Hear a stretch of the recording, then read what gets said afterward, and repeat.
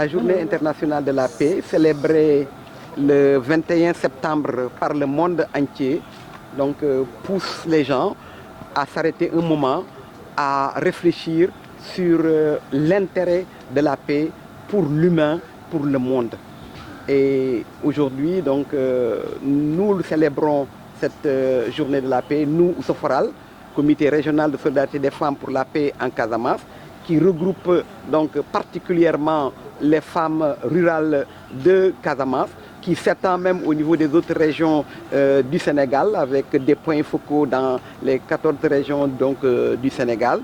Nous célébrons cela, nous célébrons le fait que les femmes se soient mises debout pour apporter leur contribution à la paix de façon silencieuse, comme elles le font tout le temps, sans trop d'apparat, mais de façon donc très constructive. Elles ont travaillé à la base, au niveau des maisons, au niveau des familles, au niveau des villages, dans leur communauté pour qu'on arrive à cette paix. Les organisations de la société civile, donc de plusieurs ordres, se sont investies depuis des années, et ce qui a rendu possible donc, ces rencontres au niveau de Diakaï, donc, pour signature d'accords de paix, au niveau de Bissau, d'abord avec HD aussi pour signature des accords avec César, et enfin des accords signés directement avec l'État du Sénégal, donc avec l'accord du Premier ministre du Sénégal et des ailes combattantes du Sud particulièrement. Donc nous pensons effectivement que c'est des moments extrêmement importants, mais qu'il nous reste encore à parfaire.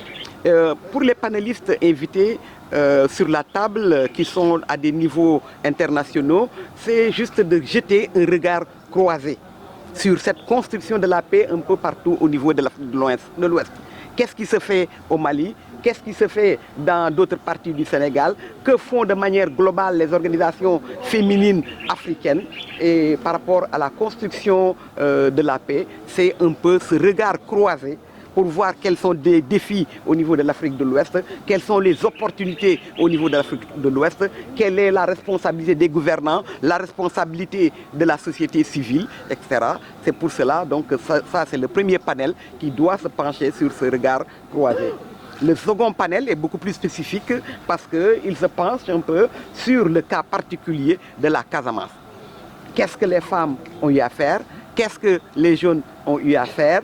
Où est-ce qu'on en est aujourd'hui? Quels sont les défis pour qu'on arrive à la paix définitive au niveau de la Casamance? La position des femmes, c'est toujours pareil, c'est-à-dire donc dans la discrétion, mener des démarches auprès de ceux qui détiennent, qu'on suppose détenir ce militaire, parce que nous n'avons malheureusement pas des informations très précises, nous ne les avons pas, mais nous tapons au niveau de toutes ces portes, au niveau de différentes factions pour discuter et pour demander la libération pour plus d'apaisement sans les femmes et contre les femmes. Et nous le disons haut et fort, nous avons déjà nos traditions qui placent les femmes donc, au rang de modératrices, au rang donc aussi, en tout cas, de travailleuses pour la paix, garante de la cohésion sociale. Cela, c'est nos sociétés qui nous le confèrent en tant que donneuses de vie. Nous sommes aussi des gardiens de la vie. La deuxième chose, c'est que nous avons la résolution 1325 des Nations Unies, donc depuis 2000, qui aussi demande à tous les acteurs étatiques, combattants et autres, d'intégrer les femmes dans les processus de paix. Et c'est surtout cette paix officielle, enfin, ces démarches officielles, ces rencontres officielles, c'est là où on ne voit pas souvent les femmes. Et c'est pour cela qu'on pense qu'on devrait, ça fait partie des défis, en tout cas, et des plaidoyers que nous faisons pour que nous soyons intégrés. Nous sommes mobilisés, nous sommes des actrices de la paix au niveau communautaire, nous travaillons à apaiser l'environnement du conflit, mais nous sommes très peu impliqués quand il s'agit de la paix politique. Nous savons que c'est ceux qui se battent qui font la paix. Mais nous avons besoin ici d'être là parce que durant les négociations, on rediscute donc, des intérêts des uns et des autres. Nous voulons que nos intérêts soient pris en compte. Ce que, bon, nous, on ne célèbre pas à proprement parler parce que j'ai peur que Madame la SG qui tient à célébrer ses 25 ans avec FAST, donc ne me tape donc un peu sur l'épaule. Donc ce n'est pas en réalité les 25 ans que nous fêtons. Nous montrons juste que nous avons fait 25 ans de parcours. Nous sommes là déjà même depuis 99, décembre 99. Et donc aujourd'hui, nous avons été sur le terrain pendant plus de 25 ans. Ce que nous avons apporté de manière tout à fait concrète, c'est des centaines donc, de puits et de forages que nous avons donc, mis en place, particulièrement dans le Boutoupa Kamarakunda, dans le Nyassia, dans le Oulampan, dans le Djibidjon, pour permettre effectivement le retour de milliers de familles. C'est des maisons, près de donc, 150 maisons, ou qu'est-ce que je raconte même, plus de 500 maisons qui ont été reconstruites pour ces populations, où nous leur avons apporté tout notre soutien pour que justement ces maisons soient reconstruites. C'est des latrines qui ont été des latrines pour l'assainissement qui ont été construites non seulement au niveau des maisons que nous avons aidé à se reconstruire, mais aussi que nous avons placées au niveau des postes de santé, au niveau des écoles, dans les zones où nous sommes intervenus. L'aménagement de plusieurs périmètres. Voilà, l'aménagement aussi de plus d'une trentaine de blocs maraîchers dans des villages. Et c'est des blocs maraîchers de dernière génération, avec donc tout ce qu'il faut pour alléger les femmes et un accompagnement technique. Parce que pour nous, les blocs maraîchers, ce n'est pas seulement la relance de l'activité économique, mais c'est aussi donc, pour mieux souder les populations, pour mieux les amener encore à être ensemble, à travailler ensemble. Et aujourd'hui, nous avons des projets extrêmement importants. Nous sommes en train donc, de finaliser une unité donc, de transformation des produits halieutiques pour les femmes d'Adayan. Et nous avons réintroduit la culture du riz avec des moyens beaucoup plus importants au niveau de la zone de Oulampan. Et dans le cadre aussi de ces activités pour donc, la souveraineté alimentaire, nous avons au niveau de la zone de Enampor, particulièrement dans le village de Essil, travaillé à un remembrement de 25 hectares de terre, doter ces populations de machines, donc aussi bien donc, tracteurs, décortiqueuses que batteuses de riz, etc., pour que l'on retravaille.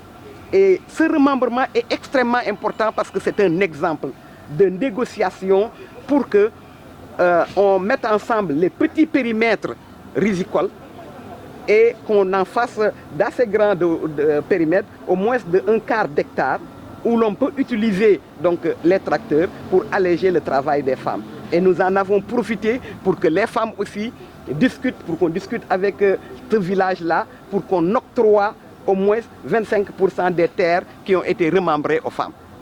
Vous savez que le remembrement est un grand problème. Si on le réussit en Casamance, de façon tout à fait paisible, il est possible en ce moment-là de mécaniser donc, la riziculture. Ce dont nous avons besoin, c'est donc de beaucoup plus de visibilité de nos actions, de beaucoup plus de soutien aussi bien de l'État que de nos partenaires financiers, avec des moyens beaucoup plus donc, importants donc, pour pouvoir et aussi qu'on nous implique dans tout ce qui se fait pour nous donc, au niveau de la Casamance. Merci. C'est avec une immense fierté et vraiment un plaisir que j'ai eu à présider aujourd'hui la célébration donc, de la Journée internationale de la paix par le comité régional de solidarité des femmes pour la paix en Casamance, connu donc, sous le nom Oussofora. Donc c'est une organisation qui, depuis 25 ans, accompagne l'État, accompagne les communautés dans ce processus de paix. Donc aujourd'hui, célébrer la Journée internationale donc, de la paix avec Oussofora, ici à Ziguinchor, pour moi c'est vraiment un devoir pour l'État, c'est un devoir en tant que représentant de l'État d'être là pour vraiment magnifier les actions qui ont été menées par cette organisation tout au long de ces 25 ans d'existence. En fait, cela veut l'organisation de la Journée internationale de la paix. Pour moi, le fait de célébrer cette journée ici à Ziguinchor, ceci a un relent particulier.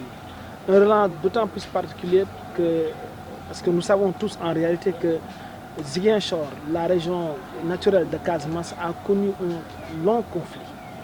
Mais qu'aujourd'hui, nous avons noté avec satisfaction, en tout cas, une consolidation de la paix, une paix durable. Mais cette paix ne peut être durable justement sans que nous ne posions des actions allant dans le sens de la consolider. Et aujourd'hui, c'est ce que nous avons noté avec Issoufou. Et pour moi également, c'est une réponse à l'appel des autorités du gouvernement à travers surtout le plan Diomaye pour la paix en Casamance.